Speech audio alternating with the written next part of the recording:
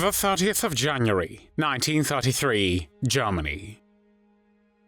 Adolf Hitler is appointed Chancellor of Germany, and Nazi leaders begin to make good on their pledge to persecute German Jews. During the first 6 years of Hitler's dictatorship, from 1933 until the outbreak of war in 1939, Jews feel the effects of more than 400 decrees and regulations that restrict all aspects of their public and private lives. Nazi propaganda, which plays an integral role in advancing the persecution of Jews, creates an atmosphere tolerant of violence against them, and no corner of Germany is left untouched. Even schools play an important role in spreading Nazi ideas to German youth, and German educators introduce new textbooks that teach students love for Hitler, obedience to state authority, militarism, racism, and anti-Semitism. One such student, who during the Second World War will supervise female inmates in Nazi concentration camps and use her position to torture and kill those prisoners, is Ruth Neudeck.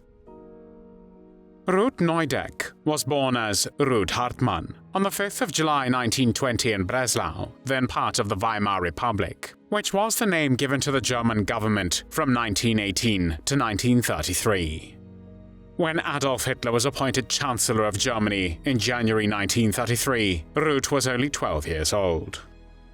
As Hitler rose to power, Nazi propaganda became inescapable in Germany. Joseph Goebbels, head of the new propaganda ministry, created a cult of personality that glorified Hitler as Germany's infallible savior. Nazi propaganda dominated the press, film, radio, and public spaces. Portraits or statues of Hitler appeared everywhere, and every city and town renamed a street or public space to honor him. In public, Germans were expected to praise Hitler and give the so-called German greeting, Heil Hitler. Propaganda permeated school curricula as well, and children learned odes praising Hitler's leadership in public schools. The first concentration camp, Dachau, was established in March 1933, less than 2 months after Hitler became the Chancellor. In the years between 1933 and 1939, the Nazi regime had brought radical and daunting social, economic, and communal change to the German Jewish community. 6 years of Nazi-sponsored legislation had marginalized and disenfranchised Germany's Jewish citizenry and had expelled Jews from their professions and from commercial life. Following the Kristallnacht pogrom, which was a series of coordinated violent riots against Jews throughout Nazi Germany and its recently incorporated territories on the 9th and 10th of November 1938, thousands of Jews remained interned in concentration camps. By early 1939, the situation had worsened significantly, as only about 16% of the Jewish breadwinners had steady employment of any kind. While 522,000 Jews by religious definition lived in Germany in January 1933, approximately 304,000 emigrated during the first 6 years of the Nazi dictatorship.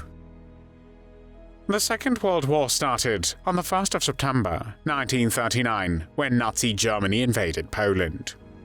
When the war broke out, Ruth, then 19 years old, worked as a payroll accountant. In July 1944, she arrived at the Ravensbrück concentration camp to begin her training as a camp overseer. At that time, she was already married to a man named Neudeck. Ravensbrück, opened in May 1939, was the only major women's camp established by the Nazis.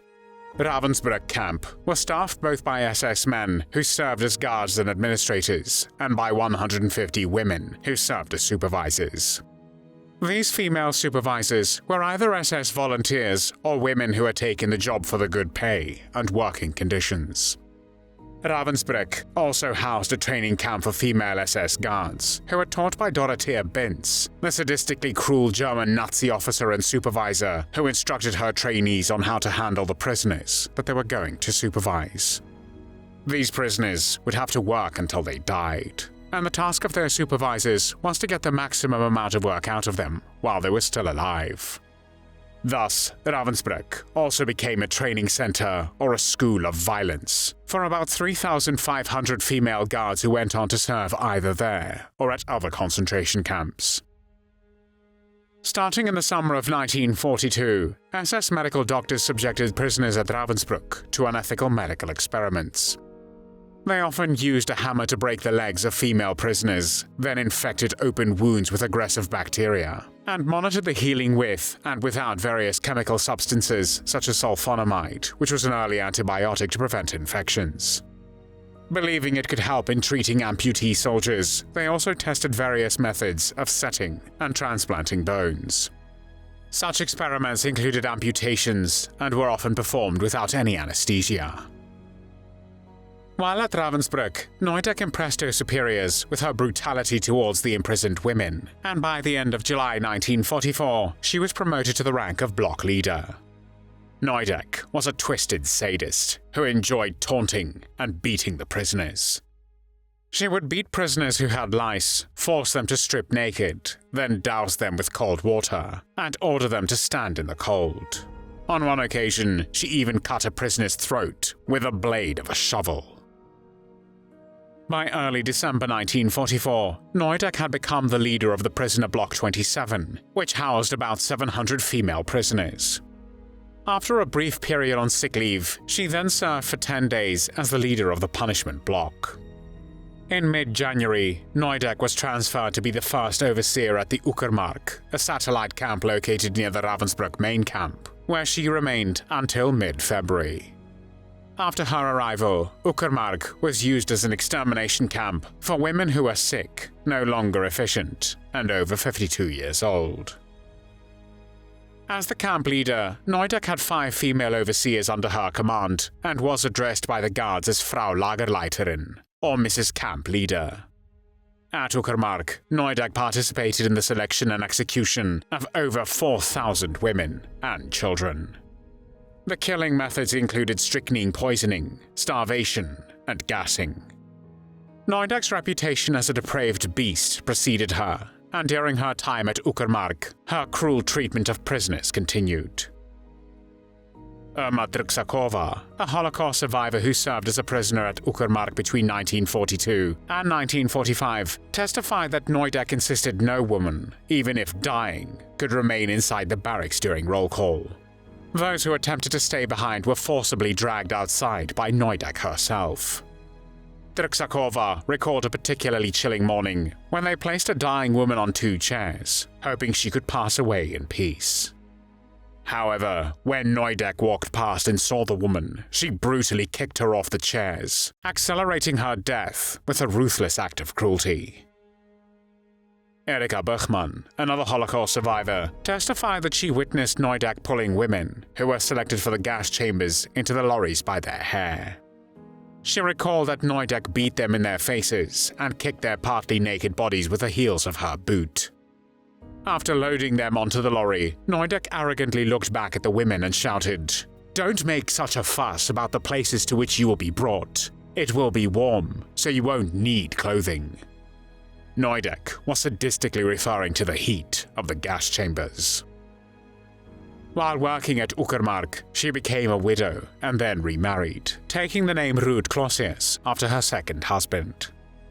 From the middle of February 1945, Neudeck served as the head of the Bad subcamp, which was part of the Ravensbrück concentration camp complex. After the camp was dissolved on the 28th of April 1945, Neudeck fled and was later arrested by the British Army. She was detained while the British Army investigated the allegations against her. Justice finally caught up with Neudeck when she was tried in the 3rd Ravensbrück trial, which took place from the 14th to the 26th of April 1948. The charges included the mistreatment of female prisoners and the participation in the selection of women for the gas chambers. At the trial, Neudeck admitted to having beaten the prisoners of Block 27 with a whip. She commented on her behavior, saying, "I couldn't hit the prisoners with my hand, as they all had lice." She also stated, "When I took over the Uckermark camp, there were about 4,000 prisoners of various nationalities. After 6 weeks, only 1,000 of them remained. The rest had been eliminated in the gas chamber." She defended herself, however, by stating that she had only accompanied the transports to the gas chamber and had not selected the prisoners herself. On the 26th of April 1948, The British military tribunal found Ruth Neudeck guilty and sentenced her to death by hanging. She filed a plea for clemency, claiming to be young and inexperienced, but the court rejected her plea. Ruth Neudeck was 28 years old when the British executioner, Albert Pierrepoint, carried out the sentence on the 29th of July, 1948. There were no tears shed for Ruth Neudeck.